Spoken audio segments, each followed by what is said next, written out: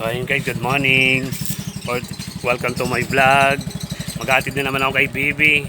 Anak ko. Saan ka na? Hindi nawala ka. Ito oh, ganda ng panahon. Minsan magandang araw, minsan masungit yung panahon. Ayun ako, sumpungin.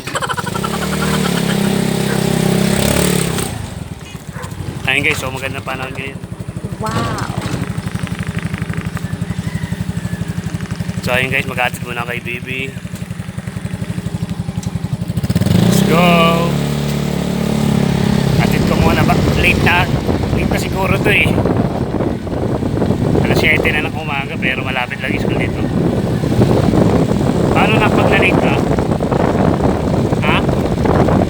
Sabi ko, I'm sorry. Ikaw, ganyan ka din? Sorry ma'am, na-late ako. Ganun lang kasimple. Eh, ba't kailangan mo mag-English? Eh, kasi English din siya. Ay, mag-English din siya. Yup.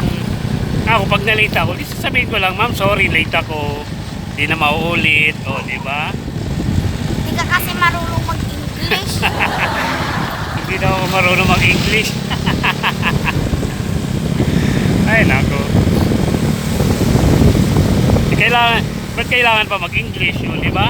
Kaya mo naman mag-Tagalog. Nakakaintindi naman si mami. Ayaw niya daw ng Tagalog. Kaya naman Tagalog.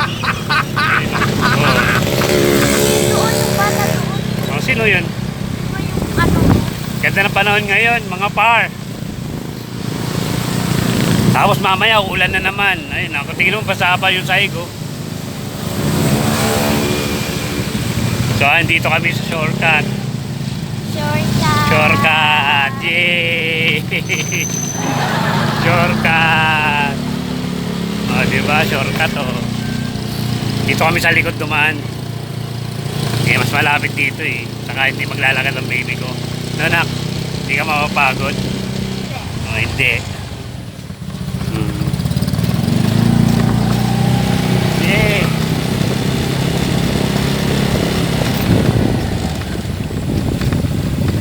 Yan, dito kami sa likod. Mas malapit dito. Diba nak? Mas malapit dito.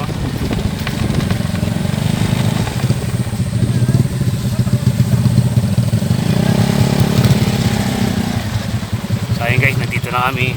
Babay na. Sige, sabay tayo. Hatid mo na. Akin, nandito dito. Let's go. Sige na, helmet. Yung helmet daw. Let's go. Ayun ako, hindi pala late si baby. Sarado pa yung room. Nak, babay na. Babay na kasi.